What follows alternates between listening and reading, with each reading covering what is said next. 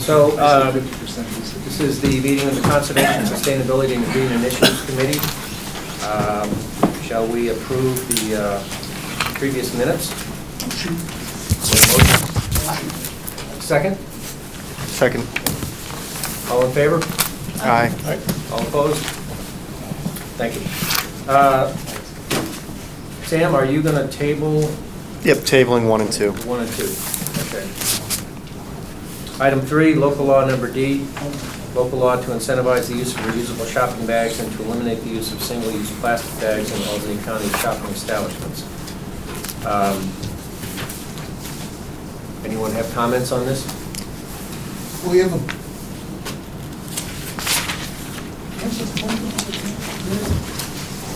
Public hearing was already... Yeah, the public hearing was held. Oh, They're looking to vote up, move this Are we- out? Yeah. Oh, then I'll speak. I certainly don't have a problem with the shopping bags being, the statery ban, that's done. But to put a nickel on, to tax the people of Albany County, a nickel, I'm totally against.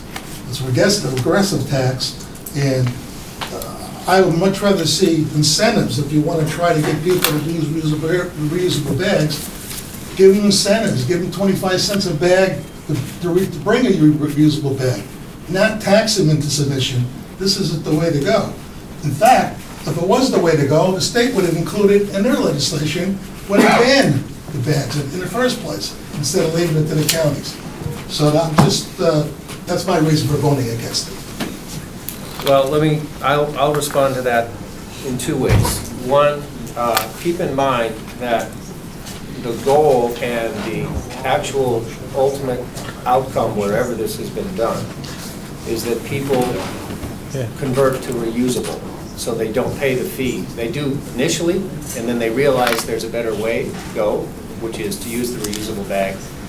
And so the outcome is that you actually change the behavior. Instead of just people switching from plastic to paper, they switch to reusables. Part of the fee is dedicated to outreach, and also part of the fee is dedicated to supplying bags to those who most need it, meaning the lower income. So the reusable bags. So there are there are mechanisms for addressing that issue, and I agree with you. If people were basically everybody being forced to pay 5 cents a bag forever, that would, but that's not what happens. It's a short-term transition, and then people adjust their behavior, and this is what we've seen everywhere where it's been done. And the environmental impact, which is primarily the goal of the ban, in every place where they have combined the ban and the fee, that's where you get the best outcomes in terms of reducing the use of plastic, reducing the use of paper, minimizing the environmental impact, and saving the most on landfill costs. Well, that's certainly one way to look at it, but I think if you incentivize people, that'll get people to reduce and reuse too. And, that's... Well, we are incentivizing in the sense that some of the money that's raised is allowed by the state law to be used to provide reusable bags. What is the thresholds for being reimbursed for the poor? What's the threshold on that? It's the social programs that are currently already there, like HEAP and WIC, and those programs. So if you qualify for a WIC, you would qualify for that? Yeah. I think it's SNAP and WIC. SNAP and WIC, yeah. So that, so that you're relying on existing means for identifying who would be eligible for that. Yeah. I want to speak in favor of it. I think this is where we have to go as a society. The waste, pollution has a real cost, and we can't continue to just use these throwaway products like there is no cost on our environment. But the state banned plastic, but paper also has a real cost on the environment, a cost on our earth warming, and this creates a real incentive for people to stop using them. I think it's a very reasonable bill, especially the fact that it excludes people on SNAP and WIC. You know, it really makes sure that it doesn't have too much of an impact on low-income people. But at the same time, I think people will change their habits. I was speaking with people about this bill at public housing, and a lot of people, people who don't have a lot of money were actually in favor of it. They said, yeah, that's what we have to start doing. We have to start bringing our reusable bags to the store. That's, the way we have to go as a society. And in fact, there are many different ways that you will see reusable bags being provided to people as advertising by companies. That's another thing that happens where you have laws like this, is people realize, hey, I can put my brand on that bag, I can give it away, but it's beyond that, it's free advertising. So, I spend a few pennies to print my logo on the bag. Now I've got people walking around with my... They're not doing that now. What do you mean they're not doing it? Price Chopper wants 99 cents for a reusable bag, or $1.99 with their name on it. So Well- I think Well, this Yeah. law has, I believe, it's either 2 cents or 3 cents of the fee goes towards a program to give out free bags. I think it goes to the county comptroller to create a program to give out free there's a- reusable bags. Well, that's why I asked him, who qualifies for it, and he said, Snap and WIC. The free bags, I'm not sure, do you know who qualifies for the free bags? I think For the free reusable bags? I think the Department of Health is tasked with providing outreach planning, including, and that will be addressed as part of that plan that they put together. Yeah. If I can, I think it saves businesses a lot of money, because now they don't have to buy these plastic bags and give them away free. So I think it's a pro-business. Well, and the other thing is, they don't have to buy paper. You're pro-business. They won't have to buy as much paper. This is your last one. But the point is a valid point, that otherwise, if everyone simply switched to paper, the ban on plastic would actually raise costs for the retailers. But by having this incentive to use reusable, they don't have to buy as many more expensive paper bags to replace the plastic bags. So it actually saves money for the retailers, and that's actually why they like it. What's the deal? You won't believe me. Yeah. With this, Oh, sorry, just say, paper bags aren't great for the environment either. And we've seen charts about that, so I think reduce their usage with this. This is the right way to do it, combined approach that's been used by other localities. So I'm in favor of it. would this nickel fee be in addition to any fee the retailer may already impose for paper bags? Like Aldi's charge you 5-6 cents a bag? I don't think the law allows any other fee. I have to say, I'm not sure if, like, somebody like Aldi's, if they already have a fee, I don't think it says they either. Yeah, they're not paper Can't. bags that they provide, I don't think, are they? Yeah, they They have do. paper bags, they're like 6 or 7 cents a piece. So wait, you're saying they're charging you if you take a paper bag? Yes, Yes. otherwise they just put your groceries in I the imagine cart. they can keep doing that. Scrap box. Yeah, or Travis? box, like You're looking to move this out tonight? Yes. I recommend we do so with no recommendation then. I'd like to move to pass it with recommendation. Joanne's worked very hard on this, I think it's a sound bill, we should support Okay, it. so Travis was first. So, Is there a second for Travis's motion? I second.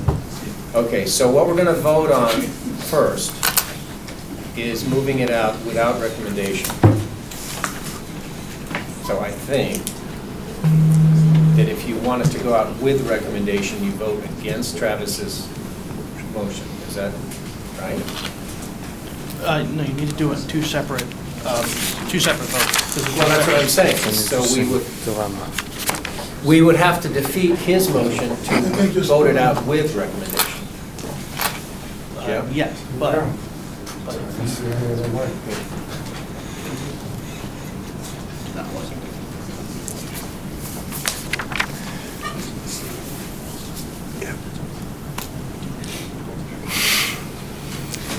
So you probably do the first one. So what? On paper. Okay. So what we're gonna do, we're gonna vote on Vicky's first. How? Needs a Hmm? How? Needs a second. We're gonna vote Why? on Vicky's if we have a second for it. Why?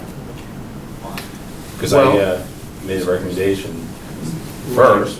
My understanding is it's all right to switch it because we're gonna be voting on both of them if we get to it. I'll second Vicky's. Vicky's needs a second. That makes no sense to me. I'm sorry.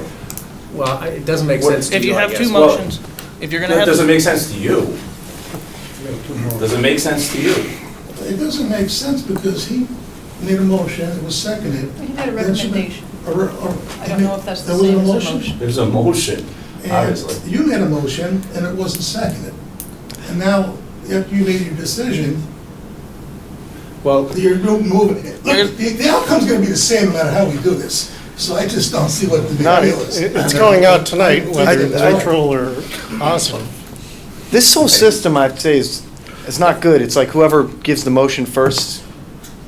Yeah, it happened last I mean, night. yeah, you end up where it's like, in order to stop debate, someone just gives a motion to put it as a neutral. Well, you and, can stop the debate anytime with a motion to table when someone seconded it. But, you know, the sponsor wants to put out with a favorable, but then they don't get to the point first in doing a favorable, so then it goes out with a, you know, a no recommendation. It seems to be a common occurrence. Just as a clarifying, just to clarify. I think there's a to better way clarify to the do pro- it. I think we should look at the rules. Hey, With let's hear. with Quiet, respect, quiet. respect to the issue as far as the clarity of the rules. If a motion is made and a motion is seconded and there are other competing motions, it is the chair's prerogative to handle which order in which the motions which are made and seconded are dealt with. Otherwise, every one of these meetings would devolve into an immediate shouting match to scream table or motion or second before he could even finish reading a title. So it's the chair's prerogative to handle the order in which the motions are considered. They're all on the floor for consideration.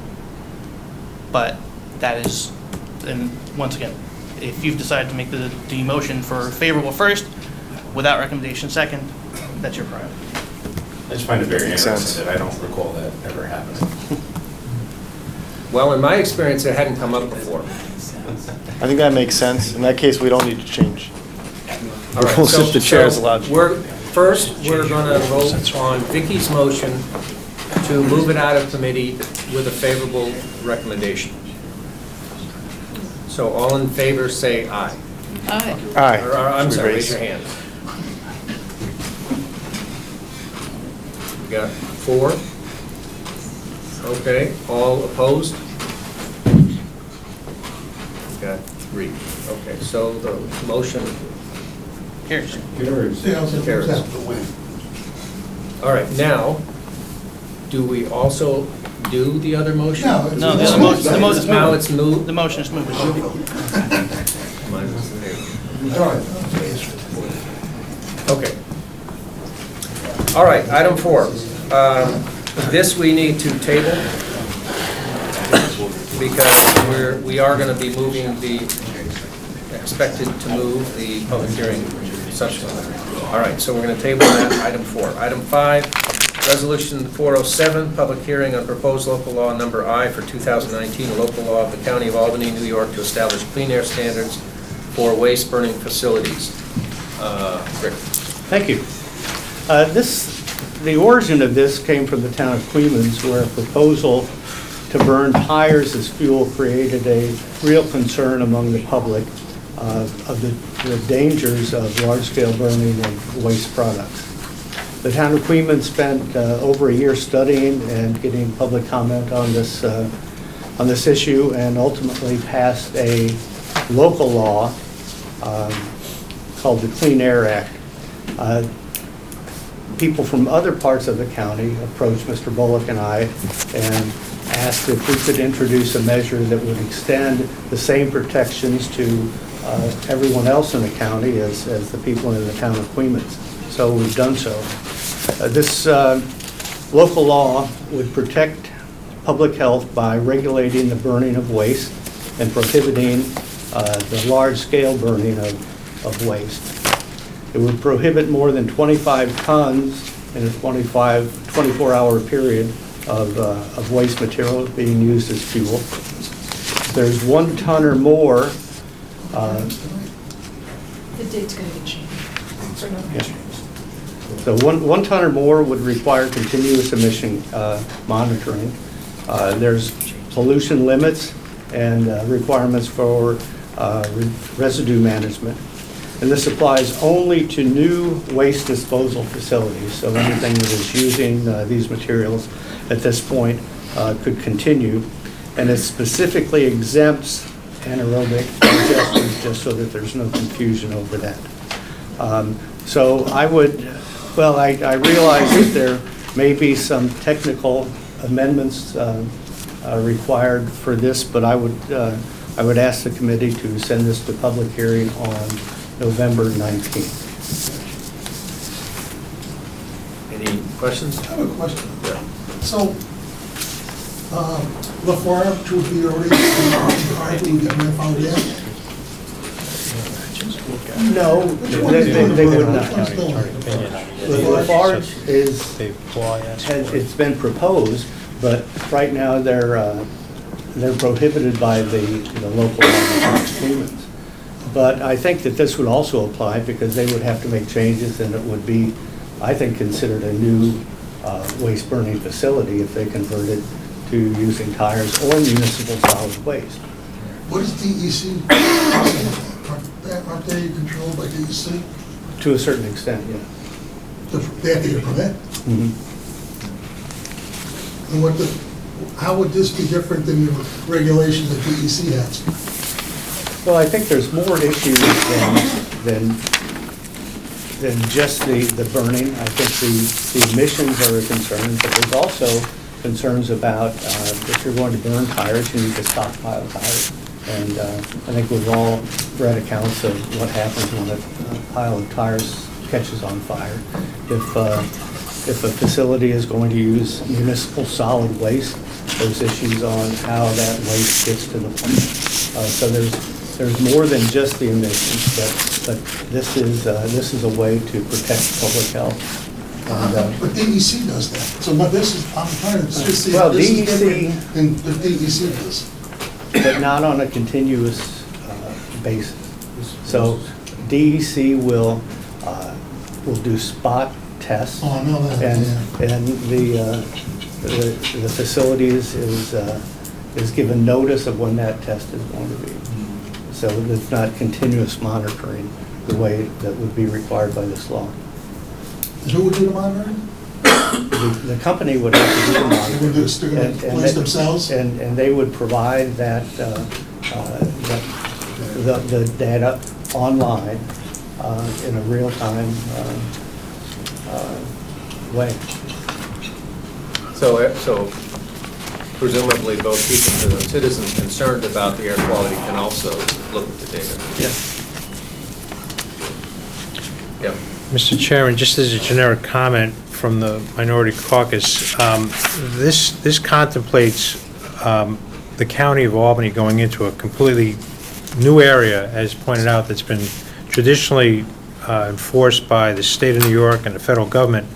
It indicates the enforcement will be the responsibility of the Code Enforcement Office. But there's no fiscal impact statement, there's no outline at all as to what the impact of the budget would be, how this would be enforced. So again, the rules of the legislature require a fiscal impact statement to be provided when a document comes in. This is not something that I believe anybody could realistically believe is going to be a small project. If this were to move forward, this is a very large enforcement program.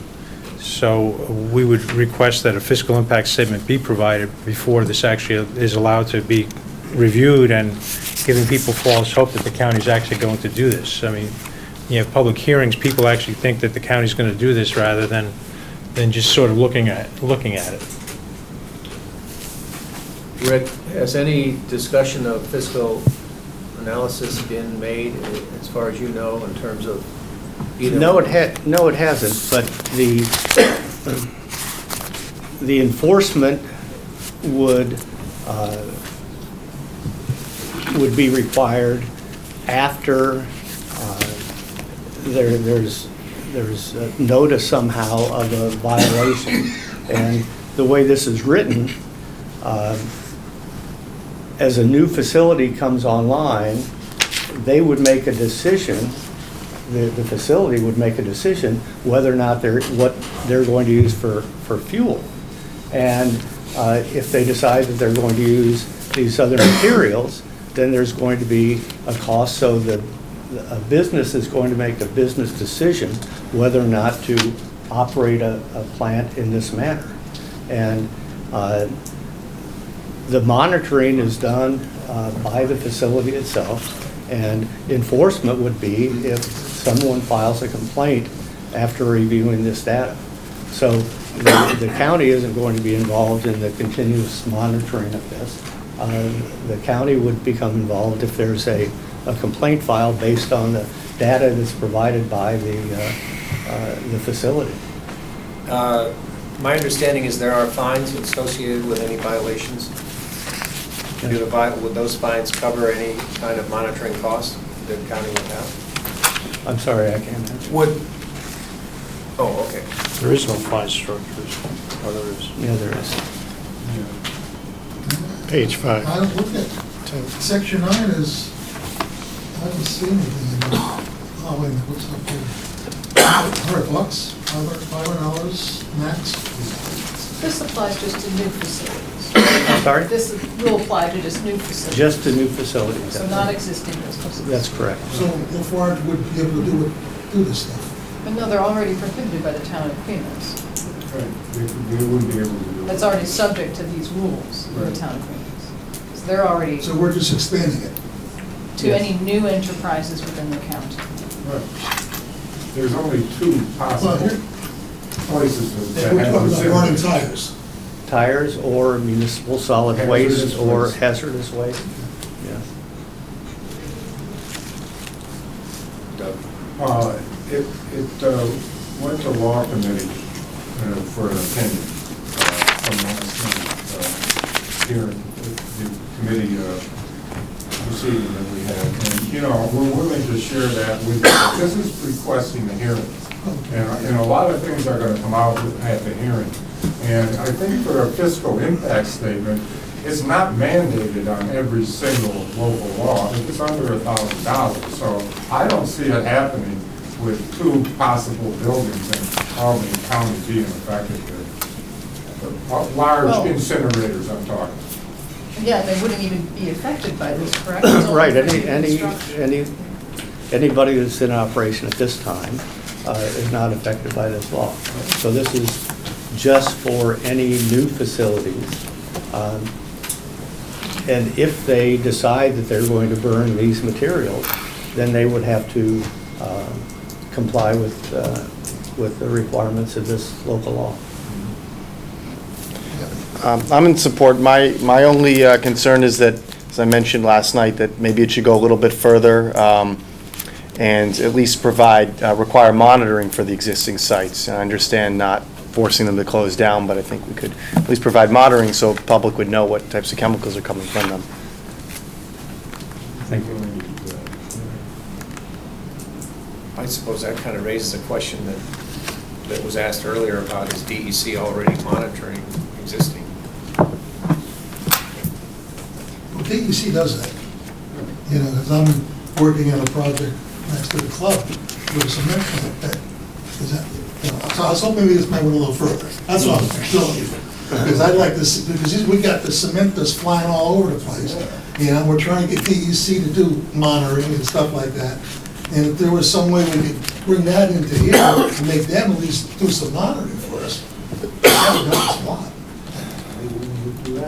You know, other than just burning, that's why I'm saying, burning and waste.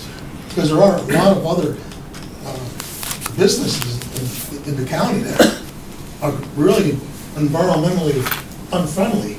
And you call it DEC, it's like pulling teeth trying to get them to do anything lately. You know, to me, I see that as sort of a separate issue, because this is dealing with new, not yet existing facilities, whereas what we're now talking about. Yeah, no, I understand, I'm just saying, you know, I certainly understand where it's coming from on that. Well, Do we have a motion to move it out, the public hearing? Oh, go ahead. So just motion to amend the date to Oh, November. right, that's right, yes. We 19th, do is need it? to amend the date to the 19th. Is there a second? Second. On the amendment? All in favor of amending the date to the 19th? Aye. Aye. Any opposed? Okay. Now, as far as moving it out of committee now for the public hearing. Motion to move it with favorable recommendation. Second? Favorable Okay, for public favorable. and- Oh, yeah, I guess it's not really. Favorable for I guess public public hearing, it's not really important. You had to jump on that right away. Sure, just a Well, Travis, he was afraid you were going to jump first. I was, in the mode from the one before where we had to get to the favorable, but, Well, if I change it, would you change your decision then and put mine first? No. if we don't do favorables for public hearings, then just move it out. Okay, all in favor of moving it out of committee? Aye. Aye. Aye. Yes, did I hear yes, other yeses, Helen? Any opposed? We're talking public hearing. It's just a public hearing, yeah, okay. Okay, that motion carries. Thank you all. It's public hearing in 30 years. Okay, number 6, local law, oh, this has to be tabled because this is the same bill. Okay. 7, resolution 450, public hearing on proposed local law number F, local law of the County of Albany to require Albany County restaurants and eating establishments to provide straws and plastic cutlery only upon request. So again, this is a public hearing. Is there any discussion on this one? Make a motion? All right. Second. Motion and a second to move it out for the public hearing. All in favor? Aye. All opposed? Oh, No, obviously I'm not voting. Mr. Chairman, just so you're aware, it's my understanding the sponsor is actually going to be merging and changing the language on this, so although it came out of the law committee also, you should anticipate that there's going to be a modified version for your review. And she did ensure that it be provided promptly. Before the Enough public time. hearing, right? Yeah, Yeah. sufficient time before. okay. Any more discussion? Motion to adjourn, second? Favor on the vote. Oh, I'm sorry, yes, all in favor on the vote. Well, I thought we had that. Didn't we have that? Aye. Aye. Didn't we have all ayes on the item 7? I heard no nays. Yes. Okay. Adjourn? Wait, did you say you heard something? I heard no nays. No nay, oh, okay. No. Motion to So adjourn. no nays carries. Motion to adjourn, second, meeting adjourned.